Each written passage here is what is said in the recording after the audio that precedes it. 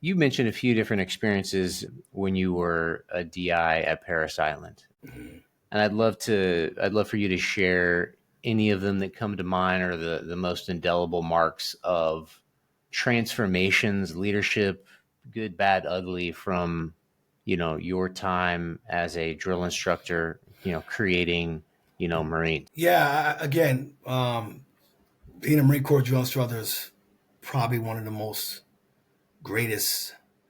Next, I mean, OCS is definitely right behind that, where you have just tremendous lifelong, life changing impact Yeah. on the future leaders of tomorrow.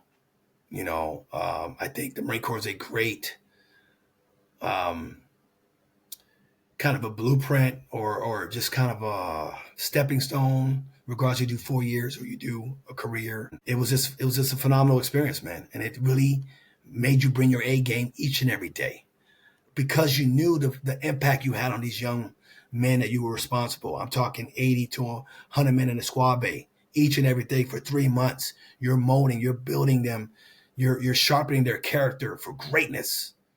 And to give you a quick story, some of the things that were amazing for me, especially as a when I was a senior drone instructor, How and old were you at the time? at the time, probably early. The time I made senior drones, I was probably 22, 23 years old. Wow. Okay. You're a Yeah, young I man. was I was a staff sergeant, yeah, already. Yeah. And I remember my first platoon. Well, both my platoons were predominantly all white teams, right? And I was the senior Yep. drill instructor.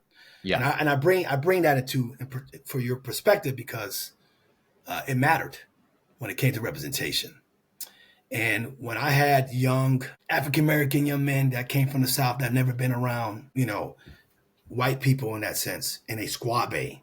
So the anxiety they felt there, and contrast opposite on the other end of the spectrum, and be able to Yeah. bring that cross pollination Exactly. was just amazing and extraordinary experience. And it leads to one of my points. I had this one kid. I'm not going to say his name, but I would tell you it's one of the most impactful situations I experienced. This kid came from Southwest Georgia, grew up in the rural South, didn't grow up around people of color whatsoever, had a lot of bigoted values instilled in him, was able to come to Paris Island, see through all the nonsense that he was raised to believe. And I remember when he graduated, he was a PCP recruit. So PCP is physical composition platoon. These are kids that are probably not at the most physical position to come into a recruit training company. So they're Yep. probably most of the time they're overweight or they're not strong enough to do the requirements of a IST test, which is our individual, I think what was it, individual strength test, Yep. and they didn't meet those criteria. So they have to be in this PCP platoon to get stronger, get faster, to be able to go into a training regiment. So I had a young kid that was probably 50 pounds overweight, couldn't do one pull up, but he had heart, Blake. He had drive. Something about him, my instinctual right Yeah. compass said, "Hey, this kid's got something. I Yeah. believe in this kid." Just the way his manners, demeanor, wasn't the fastest, wasn't the strongest, but he had heart. That's an intangible I'm going to bet on, Blake. Yes. I'm betting on this kid because he's got something. He just needs somebody to believe in him. And I poured myself in that kid, took the risk in taking him on.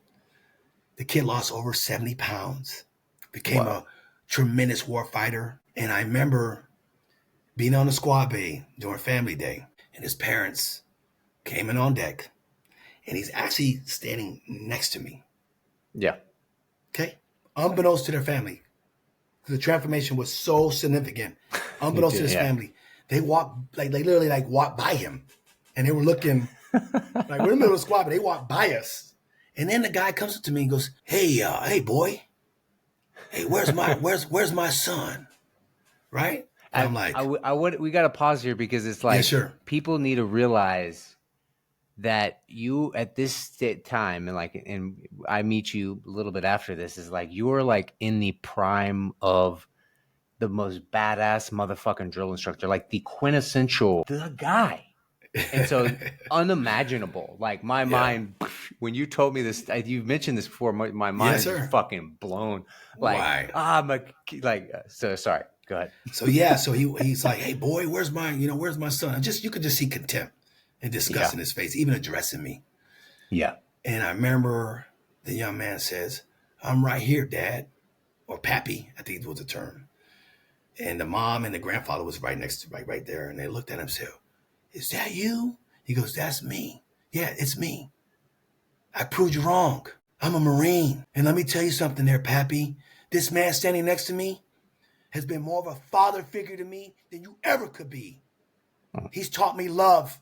He's taught me to embrace all people of all walk of life. And that bigotry you taught me, I'm not that person, and I will never, ever be that person." Yeah, it's And, powerful. and his dad was like, "How dare you talk to me? No, how dare you teach me hate?" And I love this man. And you need to shake his hand. You need to shake his hand. He's done more for Yeah. me than you ever could do. Yeah. And that had me like inside. I had to hold back emotion. Yeah. But when you talk about a moment, bro, and that young man turned out to be an amazing Marine. I think he ended up doing 4 or 5 years. I think he was in the aviation community. We stayed in touch a couple years thereafter. And I'm just so proud Yeah. of the young man he's became. So when you talk about profound generational change, ah, man, Blake, it doesn't get any better. And I have a litany of different stories, but I want that one to be something that, again, man, what I'm all about, humility and humanity, is something that we're really missing in our country right now.